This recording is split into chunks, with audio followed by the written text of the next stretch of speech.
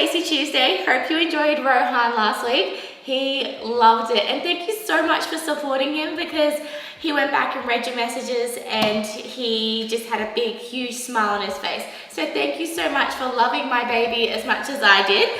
But this week you get me again, and we are back with one of Andrew's favorite from the new catalog. It's called Mixed Berry Pavlova, and if you bought the Queen Pineapple when it was an exclusive bundle about 6 to 12 months ago, you would have already had a little bit of a taste of what it smells like.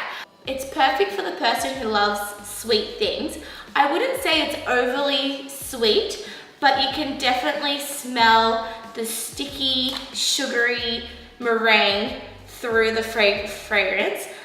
It's got a vanilla base, but it's not strong. Like, I wouldn't purchase this if you're like wanting like straight vanilla, but you can smell the mix of the berries through it, and you can smell the sticky meringue. And it does actually smell like it when it's like when you're cooking the meringue. It's a good one, especially if you like anything to do with the food fragrances. This is a really good one to have. It's a nice fragrance that will span large spaces. So this is a really good fragrance for that. And who doesn't like pavlova with berries on there? So that's what we're gonna do. I'm gonna share some of my tips on how you can get your meringue to actually stay its shape and not collapse. It's something that it took me about a good 2 years to figure out how to do that. So I'm gonna share my tips with you. Let's get in the kitchen and let's make Mixed Berry Pavlova. And again, if you have a fragrance that you would like to see us recreate, please let us know, because we want to recreate it for you. Okay, let's do it. Okay, let's get started. So the oven is on at 120 degrees Celsius.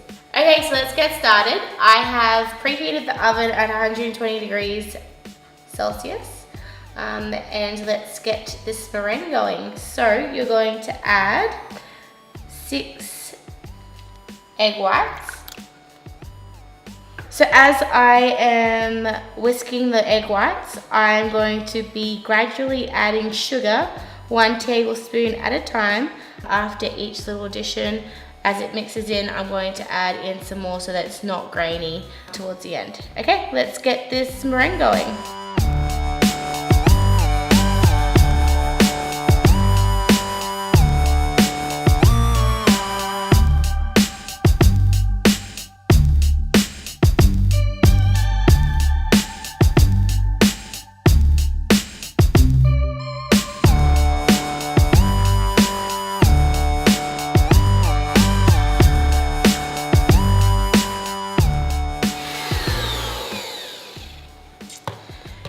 So I have been making pavlovas for, I don't know how much, like 4 or 5 years of our marriage. And I found there's a couple things that make it work successfully. One of those things is you have to make sure that all the sugars dissolve. So one of the tips that you can do is you can actually like grab a little bit and like rub it against your fingers. And if you can feel sugar in there, it means that the sugar's not fully dissolved. So you need to whisk again.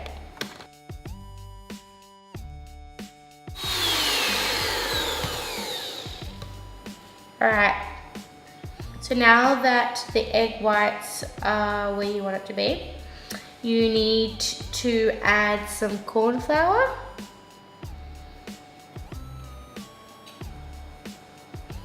So that was 2 teaspoons of corn flour, 1 teaspoon of white vinegar, and 1 teaspoon of vanilla. And then you're gonna whisk it again.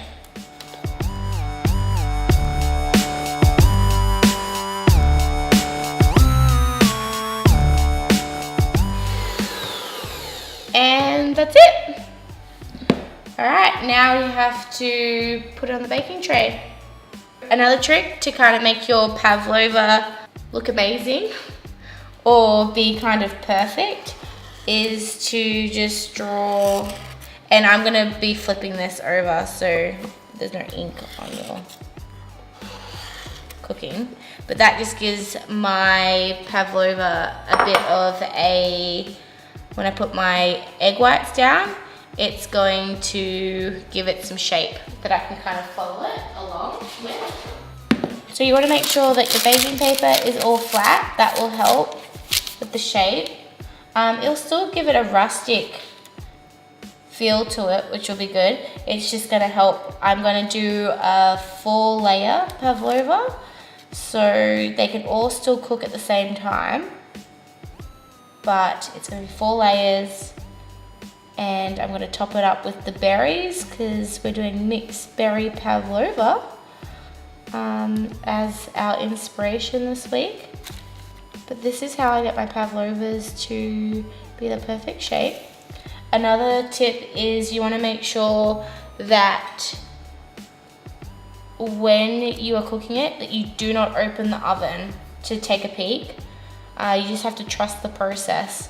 It took me a good 2 years to figure out how to make a really good pavlova that actually works.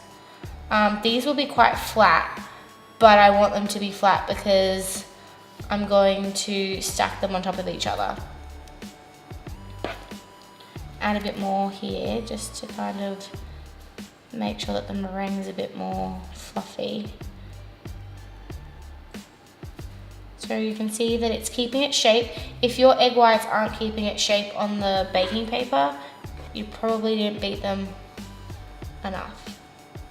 There we go. So I'm gonna do that again, one more time. I'm gonna pop it in the oven. I'm not gonna take a peek and I'm not gonna touch it. I'm gonna cook it for 1.5 hours on a 120-degree oven. And they'll be crispy on the outside and a little bit of gooey meringue in the middle. So once the 1.5 hours is over, what you wanna do is you wanna put a wooden spoon in the door and keep it ajar so that the heat can slowly release out of the oven. Otherwise, it will make your pavlova collapse. So that's another tip. All right, let's get these in the oven. All right, so if you followed my tip about your pavlova not opening the oven and keeping a wooden spoon ajar, it will mean that your pavlovas didn't collapse like mine, which is great. So now I'm just going to, I'm gonna need a spatula actually.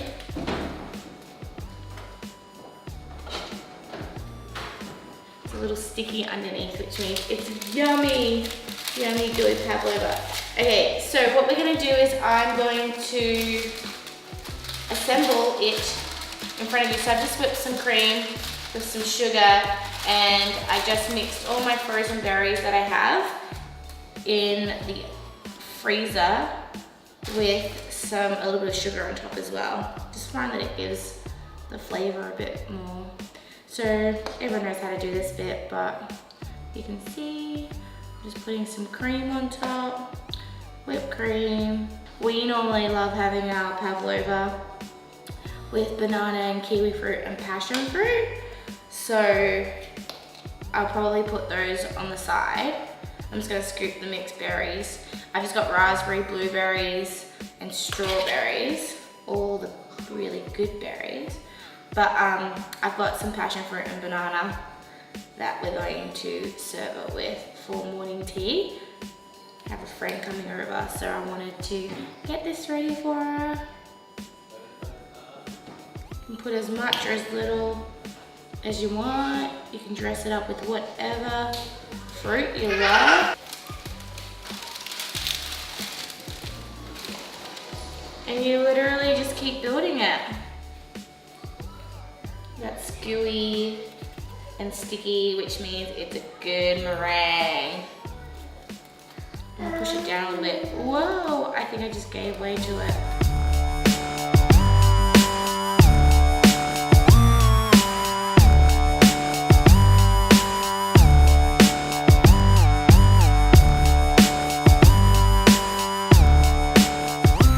This is it, mixed berry pavlova. I'm just gonna top it off with some icing sugar and it's ready to be eaten. Yum, yum, yum. Okay, see you guys next week.